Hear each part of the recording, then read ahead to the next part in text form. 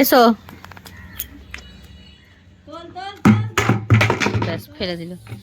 এ বালতি নিয়ে কি খেলা রে? হ্যাঁ, বালতি নিয়ে কি খেলা? এই যে ননি, এ ননি যাচ্ছে, আবার যাচ্ছে বালতি। তোলো। দেখো 2 আনার ছেলে 10 আনার বালতি নিয়ে যাচ্ছে। বলো তাহলে 2 আনার ছেলে 10 আনার বালতি। আহ আহ আহ